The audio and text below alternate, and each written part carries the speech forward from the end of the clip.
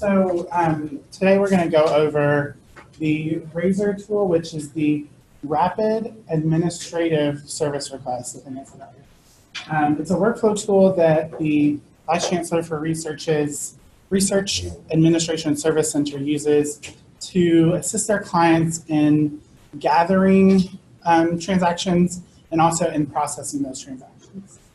So my name is Ross Batten, I'm a budget analyst for the Research Administration Service Center under the Vice Chancellor for Research. Also with me, I have a couple other people that's going to help with this and answer any of your questions. So Yana Biblin is the Research Administration Manager for the Service Center. And then we have Tanya Watkins, who is the Director of Finance for Research Administration for the VCR. And then also John Stevenson, who with Forrest, the Director of Enterprise Applications, and he is a key player in actually developing the system. So our objective in this is to provide you with really a hands-on demonstration of the tool that we use. And again, it's the Rapid Administration Service Request. We call it RASR, so that's what I'm going to refer to it as. And like I said, it's a workflow tool we use in the VCR's office, specifically in our service center. So the goals of this is to understand how researchers, our clients, use RASR to submit and view requests to the service center. Also to learn how we as a service center process those requests and view and approve them. And also learn how the RASR system actually communicates with Connect Carolina so that we're not having to follow up on transactions, which is a key thing that we love about this tool. So the history of RASR, probably Tanya's better speaking about this, but it was developed because the service center needed some tool that we could receive things from our clients and then process them without losing things in email, and also helping us to manage what we need to process. So giving us a daily work list of what things we have to do throughout the day.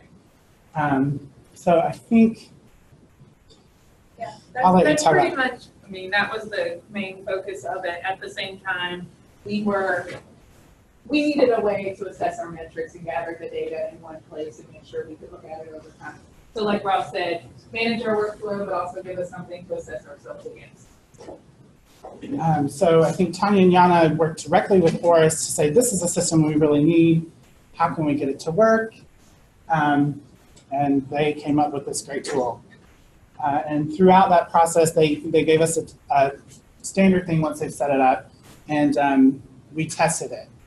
Went through probably 3 months or so of testing to make sure the product worked for us. And then we implemented it to our clients and then continued to test with our clients when they provided feedback.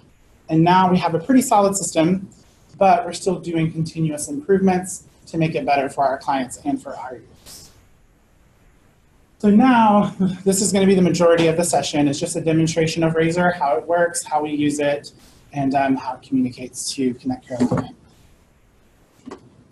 So anyone on campus has access to RASR because it is a Ramses-based system and Oris developed it. It's Onion-based. But if you submit something, we'll know because you're not actually part of the service center. So you can feel free to go in and look, but you won't be able to actually use it. To access it, oh, here we go. Just a second. Oh. You can type in rasr.unc.edu into your browser, and it will pull up the RASR application. And then you have to sign in with your Onion and password. And then, of course, it's UNC system with 2 steps, so you do have to choose step, which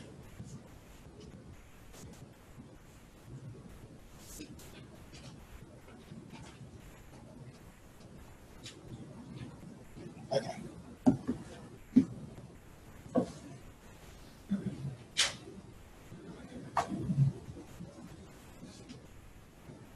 And it normally doesn't take this long.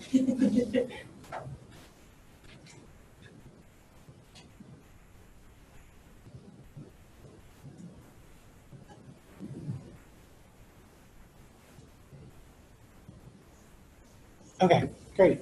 That worked. So this is the homepage that everyone sees. So when our clients log in, and by our clients, we're talking about faculty members, project directors, project managers who are going into the system submitting requests to us. They see this page here. There's some main places that they'll look. They will not have access to this approver inbox, so pretend like that's not there for their view. But they have 4 main areas that they'll look at. They're new forms that they've created and not submitted to us. They're submitted forms, which they've actually submitted to us, we just haven't processed fully yet.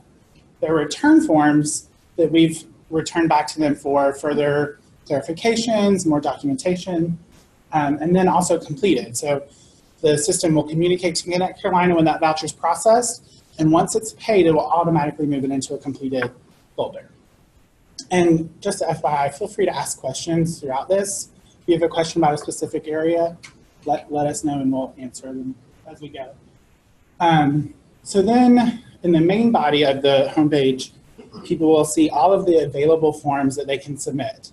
So we've tried to capture every type of finance, and we're still working on HR, but every type of finance and HR action that our clients will submit to us and need processing for in this list. So you have basically anything that you guys would use normally on a day-to-day basis in Connect Carolina. There's also the ability to keyword search. So some people may not know that they need to go to employee vendor reimbursement invoice payments, but they know that they need to pay a voucher. So if you do a voucher, it limits their results to just be what they actually need it to be. And then they can click on the one that they want. Another feature of the homepage is the need help using RASR. It's a FAQ link that they can access, and it gives them a list of frequently asked questions that other users may have had or that we've seen repeated to us, and we're putting them there. And then also, the users have an option for surveys to let us know how the tool is working and also give us feedback on our service that we're providing. It's an opportunity for them to give sometimes in-person feedback is a little more light. Sometimes you need that good feedback, and this gives them that opportunity to give that unfiltered feedback. So they can click there to take the survey and look at any surveys that they've created through that new survey. So what we'll do is we'll actually click on one of these so that you can see what the user sees. Immediately, each form pops up a description so that they can see, is this really the form that I should be submitting? It gives them a breakdown of what the form actually is. And then if it really is, they can click Create.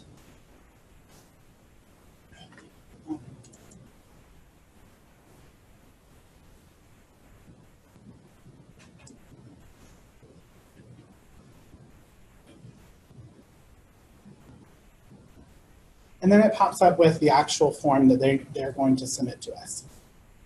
Part of the function of this workflow tool is it gives each user the exact documents that we require and a breakdown of the different types of documents. So for this one, you'll see there's invoice payments, outside party individual travelers, domestic vendors, foreign vendors, and it lists the different documents we need. So for domestic, we just need W-9, the new direct deposit and hub forms. And then it lists for foreign vendors all the extra requirements for those as well. And that way, we're not having to recall every time and say, oh, you forgot to give us a W-9, or people don't have to come to us and say, what do you need for a domestic vendor? They can go here and get that information without having to contact us. And of course, we do allow them to contact us for those things, but it just gives them an opportunity to not have to reach out. And so then below, there is fields that they can fill out. Required fields are asterisked. We try and reduce the amount of required fields for our clients just so that they can do it more seamlessly. And once they fill it out, they would then click on the Submit button. So I'll actually try to submit this and show you what you will get. So I didn't fill anything out, so I should get an error message.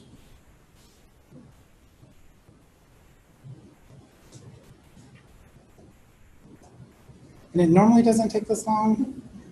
I don't know what's going on. Okay. So it's telling me all the fields that were required I didn't fill out and that it was not submitted.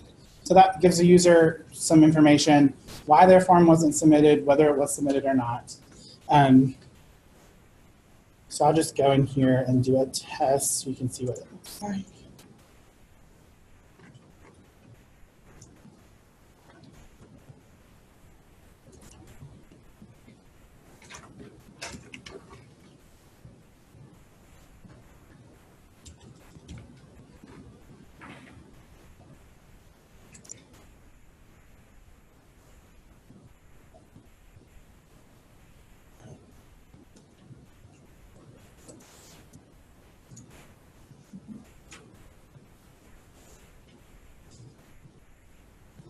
Okay.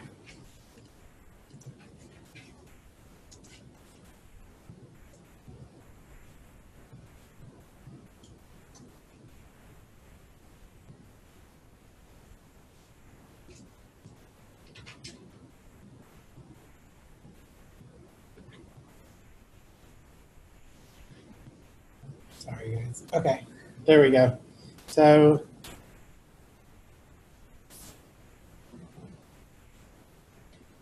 oh, great. So it says now submission data saved and form was successfully submitted. So now the user has the option to go into their 4 folders that they see on the left. The new forms are any forms that they created and not yet submitted. So I have a lot that I've just created through various trainings and testings and stuff. So you see a bunch of those in my box.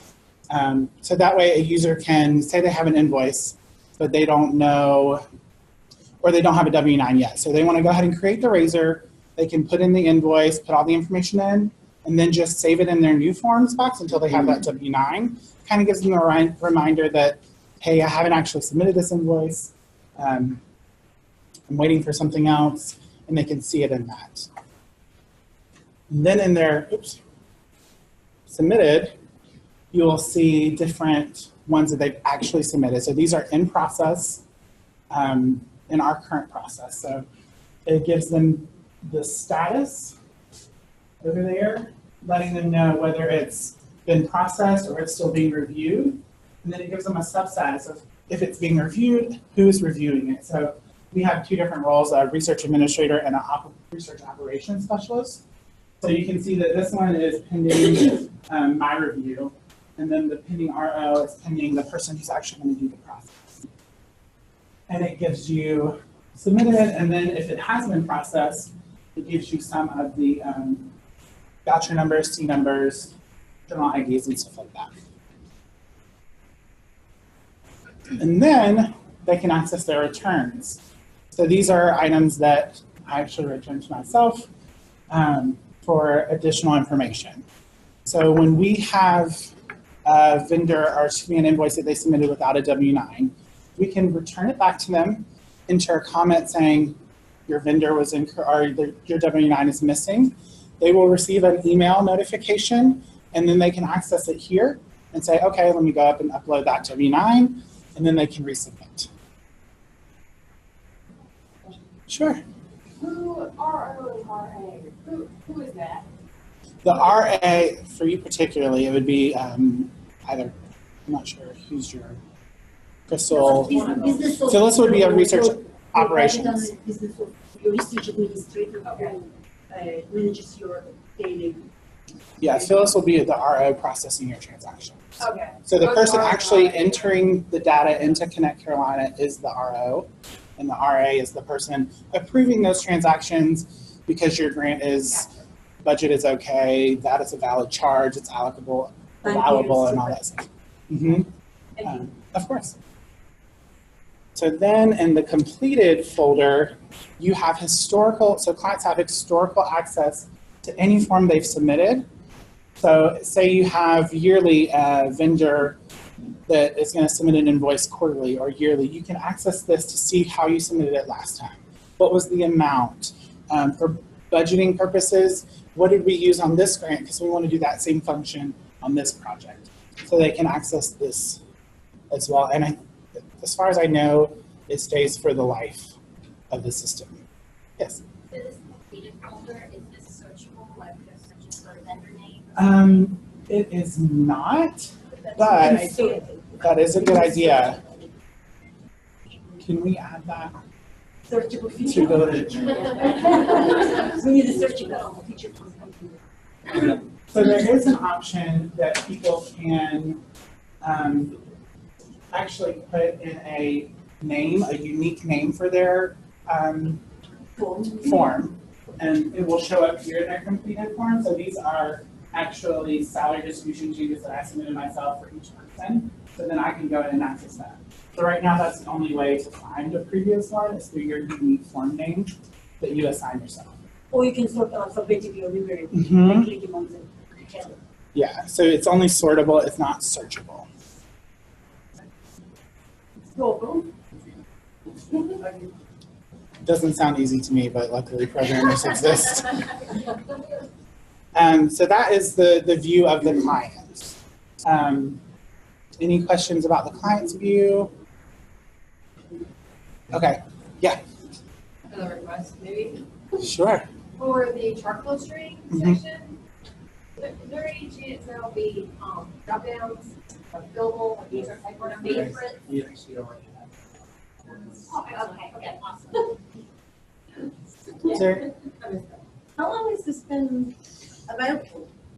So it's only available to current Research Administration Service Center units. So the centers and institutes that are under the Service Center, we've been using it since, we've been developing it since January and using it since about February, March for our Service Center. So we have 4 centers that were under a pilot, and we've brought some other centers as well under that Service Center. So it's not available for campus yet.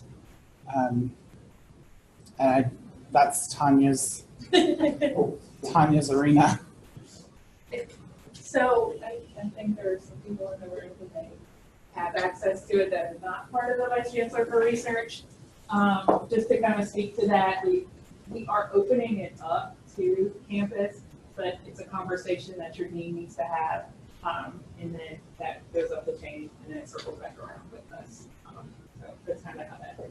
But back to Lindsay's question about the Chartfield string. I don't know if you showed it, Ross. I think our expectation on the service center is that you not have to enter it because we don't expect you to know an entire Chartfield string. And that's why there's the section that's for open-ended entries, PI name, project acronyms, whatever you can give us so that we can in turn put in that Chartfield. So the only required field is the project name, which I have it headed to. So that's the only field asterisk. If you want to add a chart field, you know it, great. We don't require it because a lot of our PIs and project directors just know their acronym. Like, this is the Sprouts Award. I don't know what the project ID is, it's just the Sprouts Award. So they'll put that in, and then the RA is responsible for assigning the chart field, or if the RO knows it as well, they can do that. The whole idea is to less administrative burden on the client. Mhm. Put more on the financial people. We know what they're doing. We think we know what they're doing. Can you add more than one Chartfield string if you're Yes. splitting funding, for example? So this little plus sign here allows you to add as many Chartfield strings. So if you want to split $1 into 100 pennies, you can do that. All project, you want to split projects or Mhm. count. And again, you can fill it partially. You can just fill in 2 projects. You don't have to fill the source and fund, or Right. just fill 2 accounts, the same project, Mhm. whatever you want. And there's always a null field. And the beauty of this system is that we control the forms. We can add fields, delete fields, we can create new forms. We don't have to go back to ORIS. We have the full freedom of creating our own forms. Mhm. And we like it. Yeah, If you have a transaction you do like every month, like the That's a same great question. invoice or whatever, I is know there where a you're way going. to find it and copy it to create Mhm. new ones? or So- fill in? in that completed form, there is this duplicate feature. So say you have a common EPAR that you do a salary source change every single month on this PI. You can go click on duplicate, and it'll say, are you sure you want to duplicate? And yes, you are. And it will recreate that form with the details.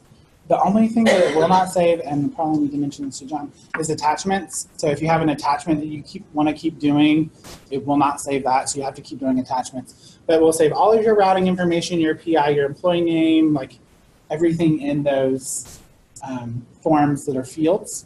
Just won't save attachments.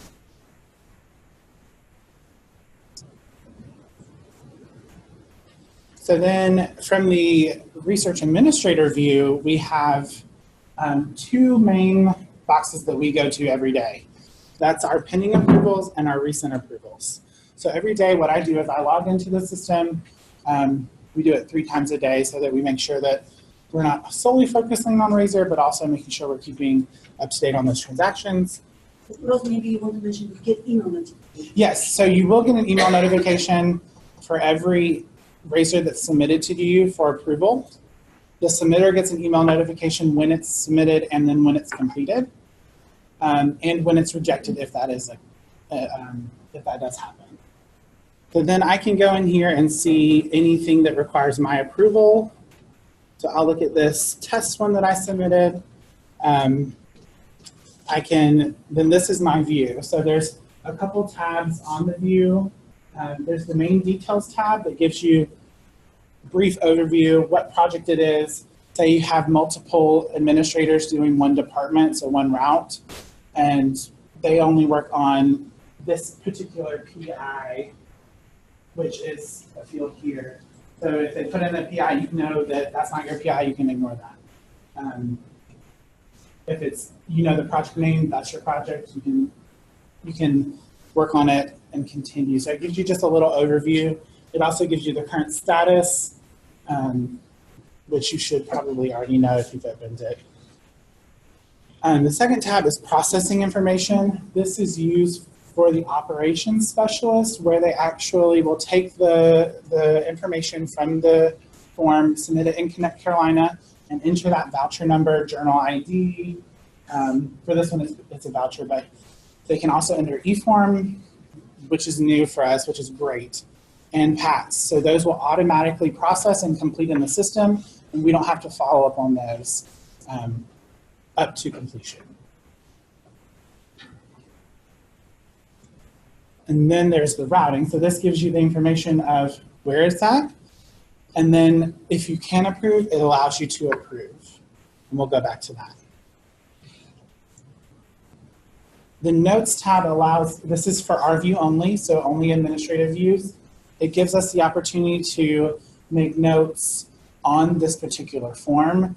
So say there is, let's see what, there's I'm trying to think of a good example. Oh, waiting on a budget transfer or a carry forward approval before I approve this voucher because it's a significant dollar amount that right now they don't have budget for. So I can put a note in there so that people reviewing why I haven't approved things in a timely manner can see, oh, it's because he's waiting on a budget transfer or carry forward or whatever whatever notes you put in there. It lets us know between each other where that transaction is, why it's being held there, or anything else that we want to share between our administrative folks. Then the next tab is email. So this is any system-generated email that's been sent out on this request.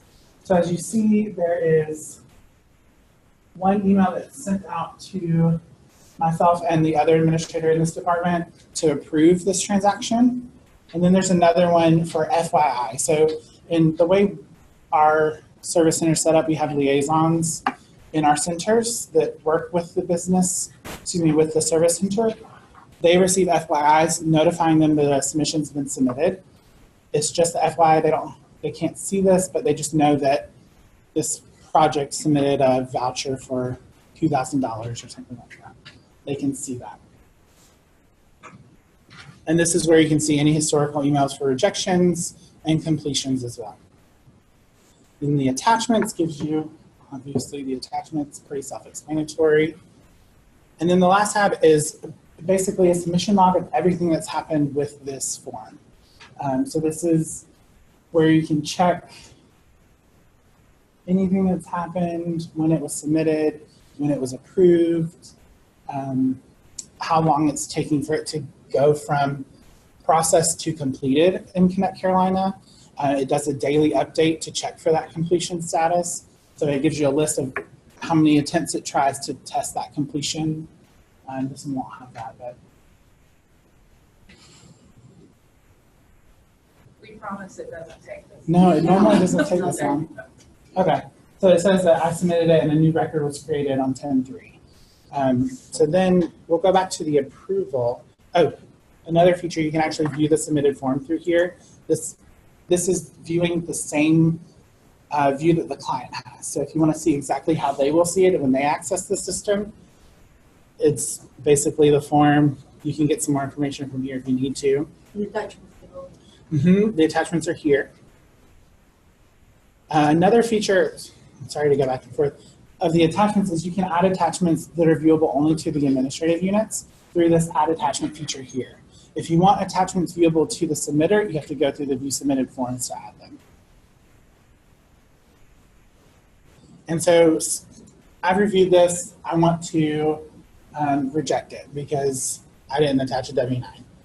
So what I would do is just say,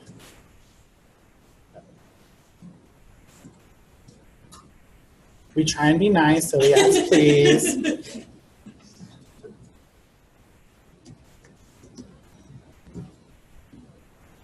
And then we'll click reject.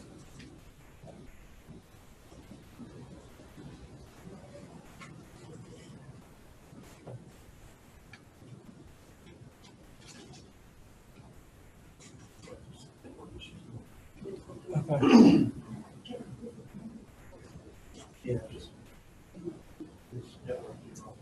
Oh, okay. Who's on Netflix using all the bandwidth? I didn't know I was that boring. Sorry, y'all. Okay. Well, it lets you reject normally.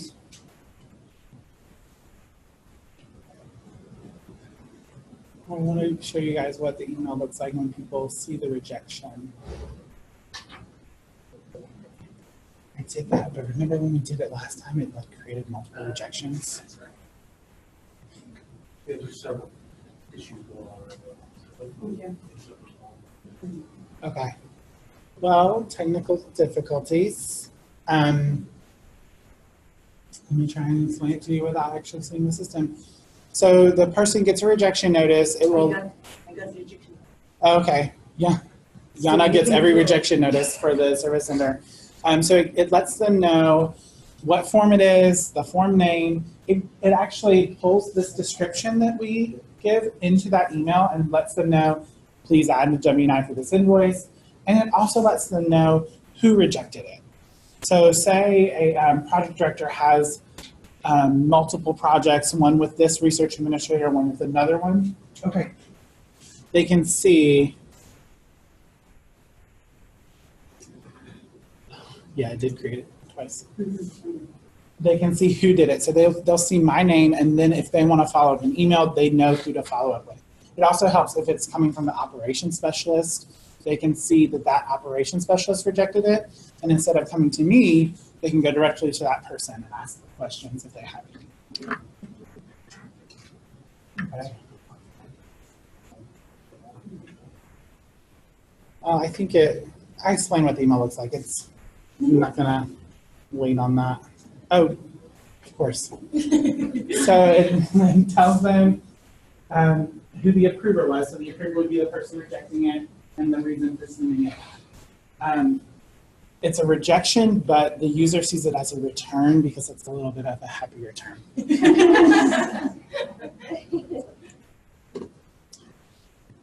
So say once I've done what I need to do, I've attached the W-9, and I want to go back in and resubmit. I would go to my returns, attach the W-9, and then resubmit, and then it would keep going. This is painful.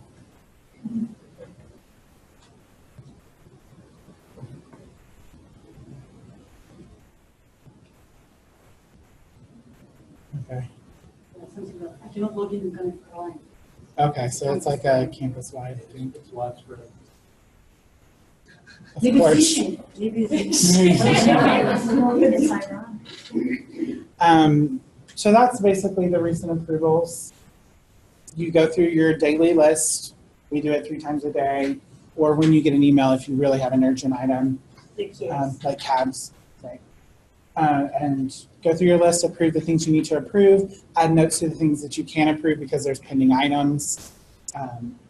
Just so it's giving you a to-do list essentially of your approving items, any processing items if you're doing the actual Connect Carolina entries. So it really helps you manage your work list. You're not getting emails from clients saying, I need this voucher submitted or I need this invoice paid. They have a system to go and submit that, and then you have a notice that you need to approve it. It helps reduce errors and emails being lost. We've found that has been a feedback we've received from clients that they never have to track anything in emails anymore. They can go through this and it tracks it for them. Since it's not working, I'm just going to go over it. In your recent approvals, it lists anything that you have approved. So I've approved 400 transactions in the past, I don't know how many days, but it lists how many transactions I've approved. I have access to any transactions historically.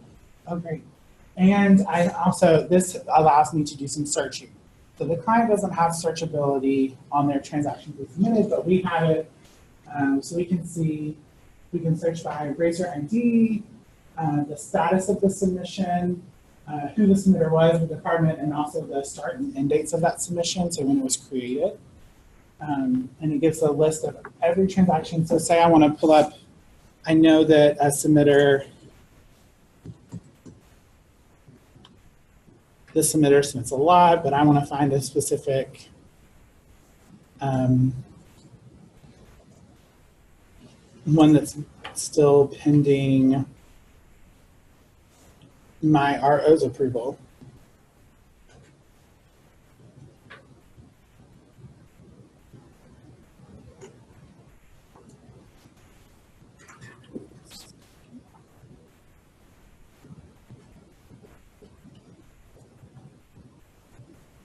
Okay, well, it's not working again. You have searchable fields, filter fields that you can use. You can also, again, like the customer can do, you can sort as well. Also, through this view, we have the option to edit our view or export to Excel. So we can export all of our transactions to Excel if we want to Excel all of our to-do lists. You can do that. Or you can click on the settings feature and it allows you to edit your view, add fields that aren't on there, that are on the form, take fields off that you don't want to see. So like I want to see the last note. So I add the last note field, but some people want to see all of the notes. They can add all of the notes field. It just gives you a little bit more flexibility in your view, kind of like the personalized feature in Connect Carolina. And you can also do that on the pending approval side as well through that settings. And then you can set up multiple views, and then you can just click on which view you actually want to see. There. And I don't know when this session ends. Okay, we're still doing good. Any questions on what the administrative side would see? Yeah. If you have a CAS or somebody that needs a submission Urgent. Yeah. is there a separate? There isn't right now. So the way we've set it up is to do rules in Outlook. So we have a separate folder for urgent approvals. So the way I've done it is set up a rule in Outlook. Any RASR or Connect Carolina web travel email that comes in with the word cabs or C or anything like that, it automatically goes to this specific inbox. And I see it right under my inbox and it says urgent approvals in all caps with a notice beside it if there is one. So that's the way we're doing it now. There isn't a way to do it in RASR. Is there anything that Do you want to go over the forms creation? That's all.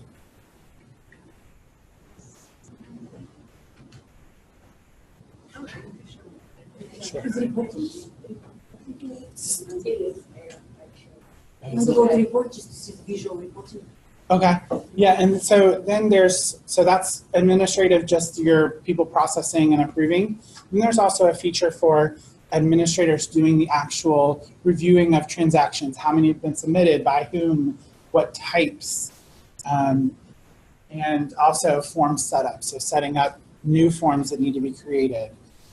It's less of a group of people doing that. So we're going to show you that in the instance your school or department starts to use RASR, and you're one of those people, you can see that. So in the admin tab, there's these things here. You can see submission logs. So it's everything submitted by any department that's using RASR. And it normally comes up with all of them. And there is survey listings. So say we want to access what our customers are giving us with feedback. We can go to the survey listings, see each survey, see what the feedback is, review those, make corrections if needed. Hopefully the system worked great and everything's wonderful. So again, this is the listing of all of the submissions. So I see everyone's submission through this, but not in my own approvals. So it does separate out what you have to do versus what everyone else is doing. Submission listing is a very similar thing. It just lists all of the submissions. It gives you more of that searchability across all departments using RASR. And then your buckets is this little chart that shows you how many submissions and where they are in the process, with what status they are, whether they're pending approvals, whether they're pending completion in Connect Carolina.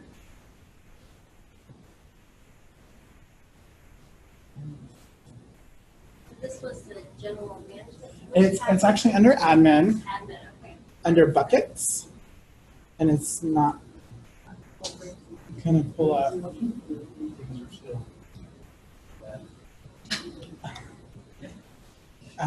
Okay. So then there's also the status buckets as well. RASR notes, which I haven't used that feature. Tableau. And then metric notes are things that our administrative unit use to see how long we're taking to process things. And then the Tableau reports also gives them Some visualization of the data behind the scenes. You can click on it. It may work for you. I may need to log in. I have to log in. I tried to do it the other day. It said I had to log in. You can.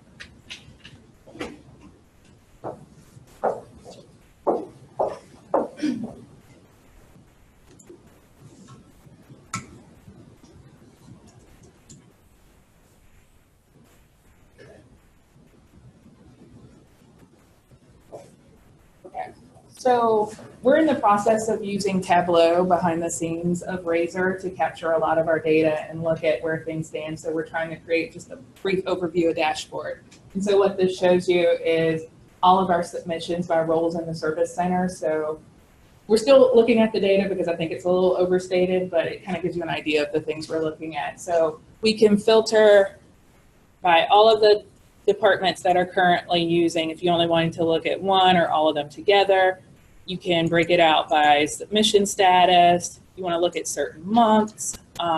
You can make those selections, but it basically gives you all of the submissions and what's been worked on since it started. Down here, we look at transactional volume. And so this is based off of the forms in the system. So you can make selections based off of what forms you want to look at. If you wanted to look at deposits, it will change the data over time. And then it gives you the average days of completion over time as well. The table at the bottom summarizes and provides the details around the information in the middle. So if you wanted to export that to Excel and look at it in further detail, you could. So this is something we're working on right now. It's still kind of a work in progress. I can't take responsibility for that either, but I'm going to give you a little bit to look at. The average day of It depends on- Razor or It depends on the type of transaction. So if it's a voucher, it's the time they submit it to us and the time that Connect Carolina actually pays it. So that's a little different of a variable for our completion, because technically we've completed it once we've entered it in Connect Carolina, but we don't want those, our clients to see a completion email and assume that they've gotten paid until they actually have. So they will see it, it's when it's submitted to when it's paid in Connect Carolina. And it automatically follows up once you've hit the, once the operations person approves it, it goes into a pending completion status and goes through the daily check to see if it's completed until it has been. And some of them, like a miscellaneous request, someone's asked for a budget report for me, I'll get that, and the pending completion will happen when I've actually sent the report. So I manually complete those. Correct, or something that right now we're not working, like it doesn't communicate with Connect Carolina. Can't think of any examples right now because we just got PATs and EPARs, which are the biggest ones. Proposal data connects to Ramsey's. It's not Connect Carolina. There are certain things that just take a little longer. They may have cleared, but they don't post to the GL timely, like your Cabs. cabs. Yeah, cabs take a while to complete because they aren't completed until they're paid in the system, and they're not paid until they actually travel. So it just depends on the type of form. And lastly, we have form management, email templates, and status management. I don't think I can change, so we don't look at that. But forms management, this gives us the opportunity to edit the forms. Say a customer comes back and says, I really need this field, and it's something we've heard from several customers. We can go into each form and open it and add fields, remove fields, make fields mandatory, not mandatory, and kind of develop it more for our clients and our needs as well. So we can edit the form description, say we want to include another keyword in there, and we also have keywords here that are searchable, so if we want to add a keyword there for the searchable fields, we can. And then we can always view the forms. I'm not going to go too much into detail because we don't have a ton of time.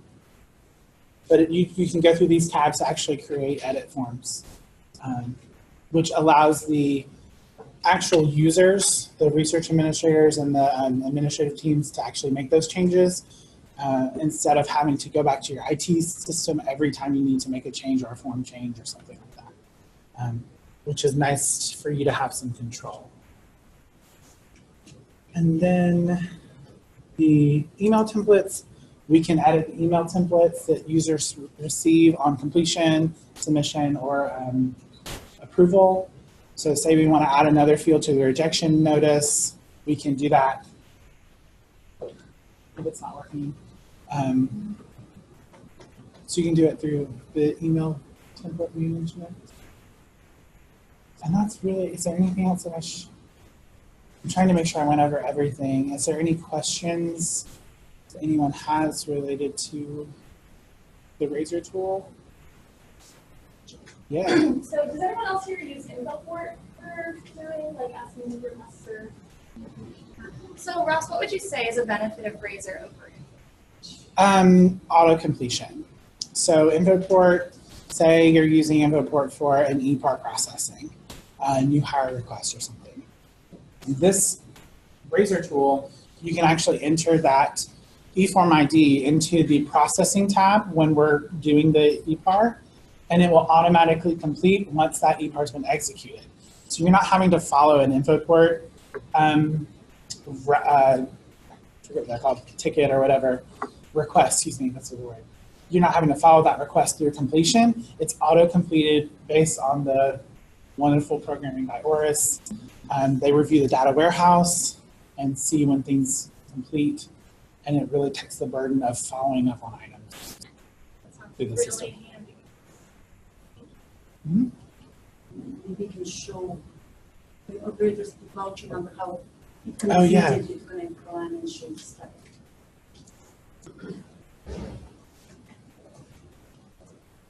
If it allows. Yeah, if it works.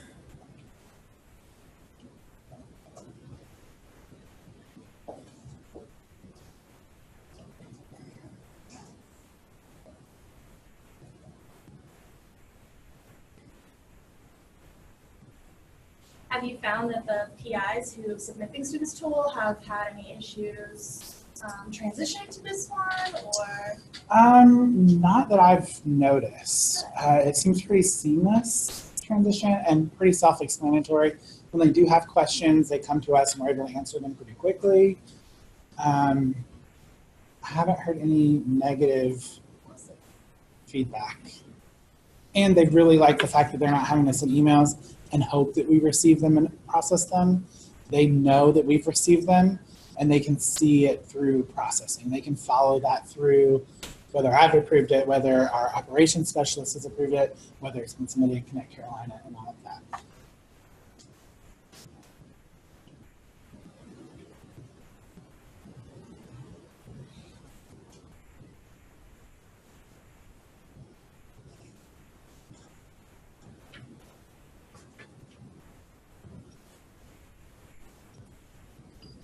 Sorry guys, it's taking.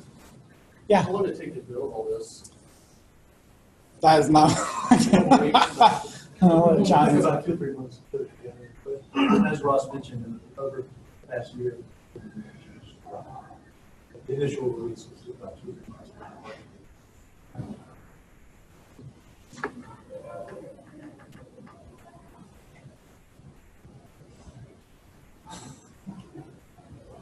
It's like waiting for a pot to boil.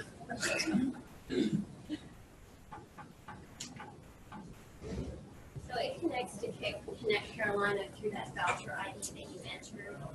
It's a processing tab on the RASR form. So any journal ID, budget transfer ID, voucher number, T number. In there. Yeah, it every morning connects to the warehouse, the data warehouse, checks to see if that has been paid. If for some crazy reason you accidentally entered the wrong voucher number, like the fresh code. Sure, that happens. So So- every morning you get the report, is a process failed. Yeah. Transaction, so yeah, the system monitors. So they could reconcile as a false positive. Yeah, that's what I was wondering. Right. I mean, you could fat figure the format of it and then it fail. Right. If you put it in. If you put in a valid voucher that's not the real voucher, Reconcile. there's some things that you just can't Oh, I know. fix manual entry for. But it gives you the check number, does it give you the vendor Name. name? Yeah, I don't know. Well, I'm gonna try and pull up one. Yeah, That's me. it gives Like a you, double yeah, check. it gives you a check number, vendor name, something. If it's something that's already been processed, it gives you a status automatically of where it is. So if it's in the warehouse as being paid already, and you've entered that voucher number, it'll say paid, and you'll obviously recognize that that voucher's not valid because you just submitted it. It's definitely not paid.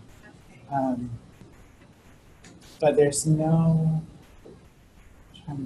It won't I pull was up. thinking on the back end, is there a way to put the voucher number and the vendor name, say, as a I double don't check?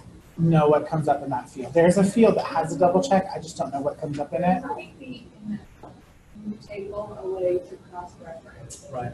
the vendor. The Yeah. fact table. That's a good point. We have this is an issue. I could show you just. Some obvious. Yeah.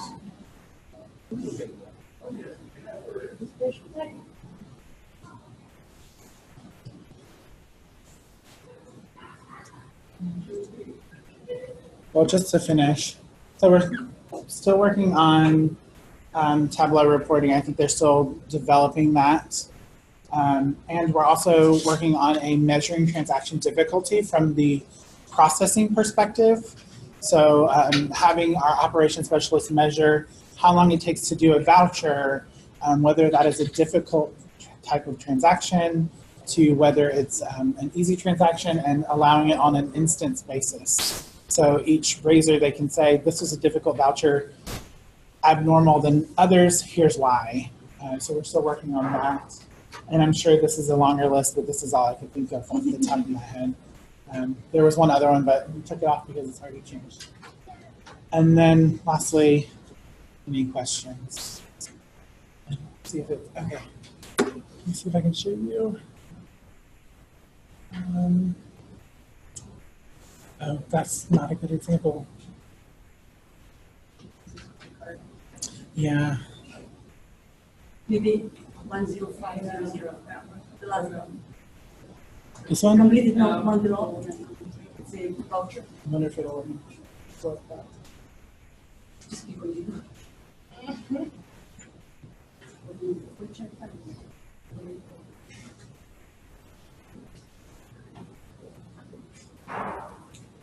I promise it does work Session normally. starts.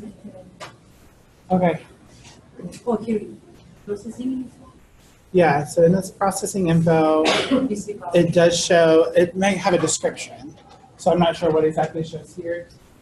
Sometimes You it's a should- description. Oh, voucher ID. You can see this is for the invoice number, so it'll have the invoice number there. Briefly, date, Um, comes that space. so you can kind of maybe use the invoice number If as a it's check. if it's an employee reimbursement, obviously. Sure, if you have two vendors with invoice 2, Yeah. it's gonna be hard to. Invoice, too much of That is right now the only information you can get a- Okay. from the data warehouse. Let me just show you one other example of the submission status. Just so it'll pull up relatively quickly, where you can see how it follows it through the system every day. So Oh, that's cool. daily tasks. So every morning it checks it, and on 10/18 it was paid. So it automatically changes the status. And you'll be able to see that. Also, you can look at the in the notes.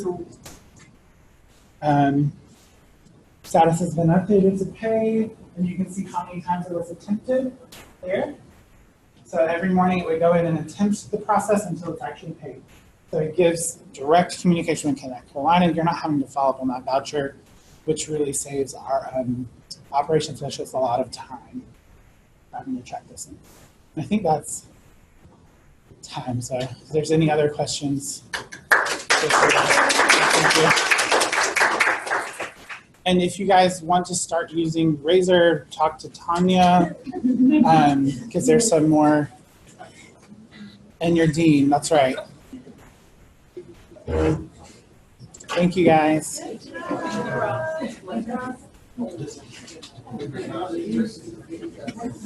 We have a discussion.